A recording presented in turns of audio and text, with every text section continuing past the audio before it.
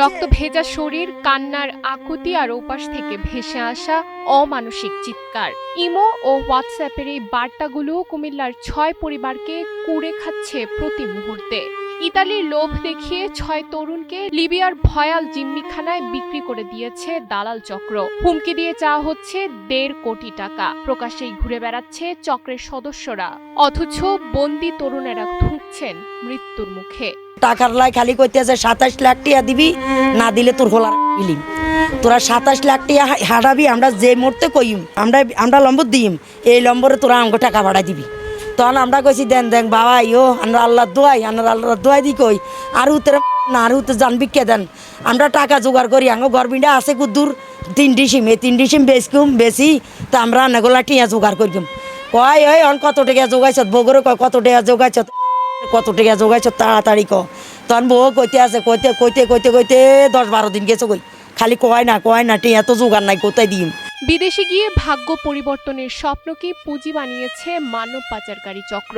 Italy পাঠানোর নামে কুমিল্লার মনোহরগঞ্জের দিশাবন্দি ও বেতিয়ারা গ্রামের ৬ যুবকের জীবন এখন অনিশ্চয়তায়। লিবিয়া প্রবাসী দালাল মানিক মিয়ার হাত ধরে পাড়ি জমালেও শেষ পর্যন্ত জায়গা হয়েছে পাচারকারীদের জিম্মিখানায়। আমার হাজব্যান্ডের একটা মনে হাত ভাঙিয়ে লেছে, বলতেছে আমার আর মার কেন, আমার একটা হাত ভাঙি গেছে, আমার একটা হাত ভাঙি গেছে, এভাবে স্বীকৃতি দিতেছে। আবার আরেকটা ভিডিও পাঠাইছে, বিস্তারের মধ্যে শোয়াই 2টা মনে হয় রড না কি দিই, ওই ভিডিওটা এখন আসছে আমার মোবাইলেও। ও এভাবে অনেক মারতেছে, যাতে আপনারা কিছু করে ওনাদেরকে ফিরে আনেন। আমাদের মতন 5টা ঘরে, এক এক গ্রামের 5টা ঘরে হাজারি চলতেছে।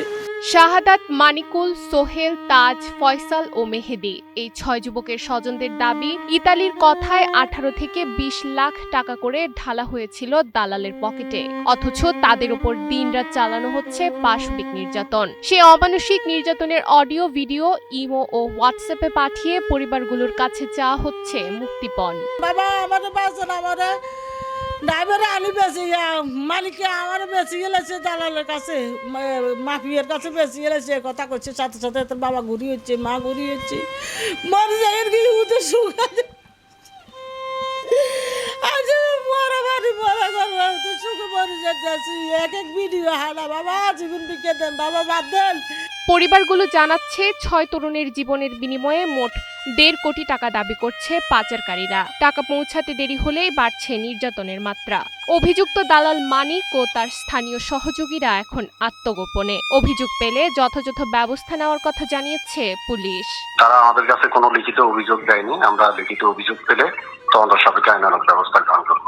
যে স্থানীয় যে দালাল আছে শামু এবং তার যে ভাই মানিক, তাদের এটাই বক্তব্য, এটাই আমরা লিখিত অভিযোগ পেলে আমরা আইনানুগ ব্যবস্থা নেব। এটার বিষয়টা আমার কাছে ওদের ফ্যামিলির কেউ আসেনি, নিউজের মাধ্যমে খবর পেয়েছি। যদি কেউ না আসে তাহলে আমি বুঝতেছি না এটার বিষয়টা। আর যেহেতু এটা অন্য দেশে আটক, এটা ফরেন মিনিস্ট্রির মাধ্যমে অথবা বৈদেশিক কল্যাণ মন্ত্রণালয়ের মাধ্যমে হবে। এটা উপজেলা প্রশাসন কতটুকু হেল্প করতে পারে এটা আপনারাও বোঝেন বিষয়টা। সহযোগিতা চাওয়া হয় তাহলে যেটা যৌক্তিকভাবে করা যাবে সেটুকু নিশ্চয়ই আমি ডিসি স্যারের মাধ্যমে জানাবো। মন্ত্রণালয়ে সরাসরি যদি এক্সেস করতে হয় সেটা চিঠির মাধ্যমে জানাবো। হ্যাঁ, দ্বিতীয় যে বিষয়টা, দালালের মাধ্যমে এই ধরনের কোনো প্রমাণ পেলে, অভিযোগ পেলে অবশ্যই আমরা ব্যবস্থা গ্রহণ করব। ইউরোপমুখী বিপজ্জনক এই অভিবাসন রুটে মানব পাচারকারীদের হাত থেকে সন্তানদের জীবিত ফেরত পাওয়ার ব্যাকুল অপেক্ষায় প্রহর গুনছে পরিবারগুলো। ইতালিতে নতুন জীবনের স্বপ্ন নিয়ে দেশ ছাড়া তরুণেরা কি আদৌ ফিরতে পারবেন স্বজনদের বুকে?